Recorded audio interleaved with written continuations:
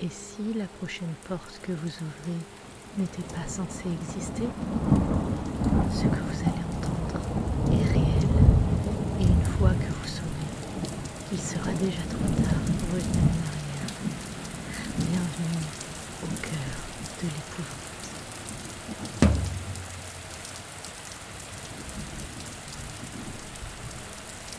Le locataire du 4E. Dans les vieilles villes, il y a des appartements que personne ne garde bien longtemps. Le genre d'endroit où l'on ne reste pas par hasard, ou qu'on quitte sans explication. Cette histoire m'a été envoyée par Léa, une étudiante en sociologie qui avait emménagé seule pour la première fois. C'était en 2022, à Lille. Un quartier calme, un immeuble ancien, presque trop calme. L'appartement était bon marché, étrangement bon marché. C'était le 4e étage, porte droite. Elle se souvient encore du bruit de la serrure, la première fois qu'elle a tourné la clé. L'appartement était vide, mais pas sale. Les murs portaient encore des marques de cadre et une légère odeur de renfermé.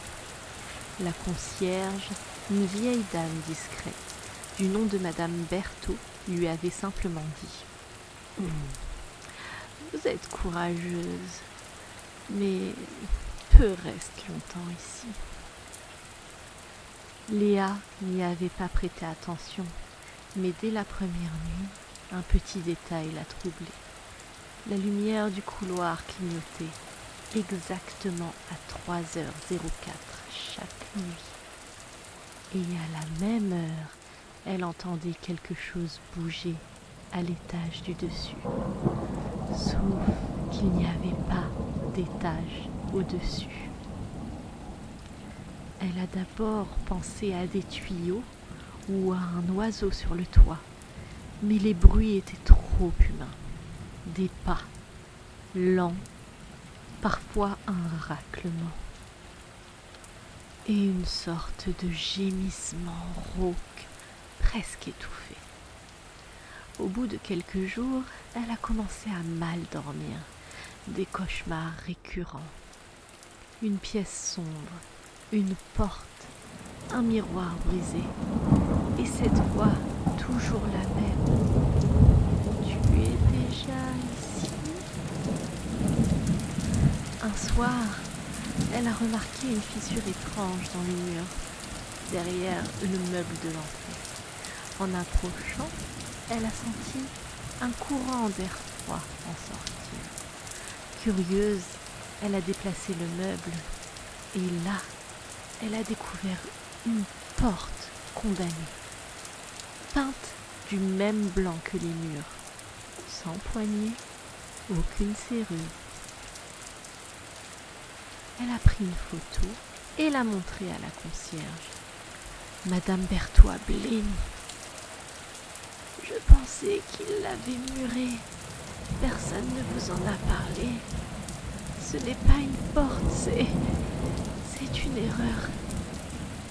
Léa confuse. Une erreur? La vieille dame a simplement hoché la tête et a marmonné. Le précédent locataire l'a ouverte. Il n'est jamais ressorti. Ce soir-là, Léa a décidé de dormir chez une amie. Mais avant de partir, elle a voulu enregistrer l'appartement avec son téléphone pour capter les bruits étranges. Elle a lancé l'enregistrement, posé le téléphone au sol et s'est éclipsée. Le lendemain matin, elle a écouté l'audio. Les premières minutes, rien. Puis, à 3h04, précisément, on entend des pas dans le salon. Puis, une respiration. Et un gémissement grave. Et enfin, une voix juste avant que l'enregistrement ne coupe brutalement. Tu es déjà de l'autre côté. Léa a commencé à chercher des infos sur l'immeuble, sur le site des archives municipales. Elle est tombée sur une ancienne plainte pour disparition, datée de 1987. L'homme s'appelait Bastien Giraud, disparu dans des circonstances étranges. Adresse de résidence, 4e étage, porte droite.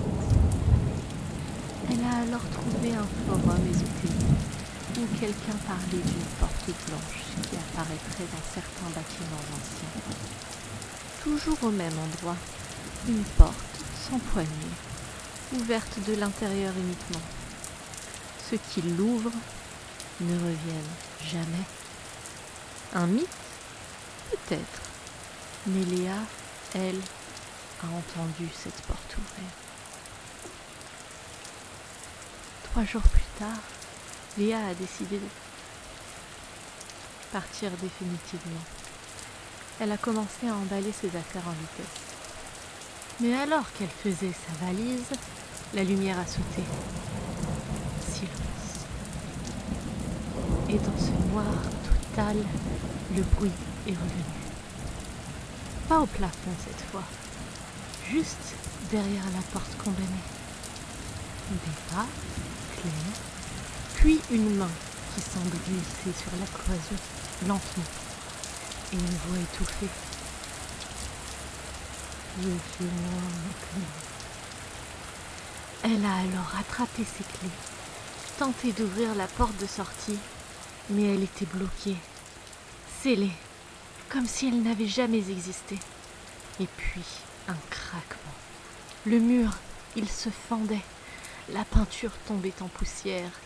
Quelque chose de noir, de visqueux passait entre les fissures, comme une main mais déformée, trop longue, trop tordue. Léa a perdu connaissance. Quand elle s'est réveillée, c'était le jour. La porte de sortie était de nouveau là, intacte, et le mur aussi. Mais la porte condamnée, elle, avait disparu. Pas murée, pas repeinte. Disparue. Léa a quitté l'appartement dans l'heure. Elle n'a pris qu'un sac. Elle ne dort plus que chez des amis. Depuis, elle ne reste jamais seule la nuit. Elle m'a envoyé son témoignage avec les photos de la fissure et une copie de l'enregistrement audio. J'ai écouté, et oui, à 3h04, on entend quelqu'un parler. Mais le plus dérangeant, c'est ce qu'on entend à la toute fin du fichier, juste avant le silence. Une voix qui murmure très près du micro, presque familière. Maintenant, c'est toi. Merci d'avoir écouté cette histoire jusqu'au bout. Si vous aussi vous entendez des bruits dans un mur sans issue, souvenez-vous, ce n'est peut-être pas un rat. C'était au cœur de l'épouvante. Et ce soir, vérifiez bien que toutes vos portes sont restées fermées.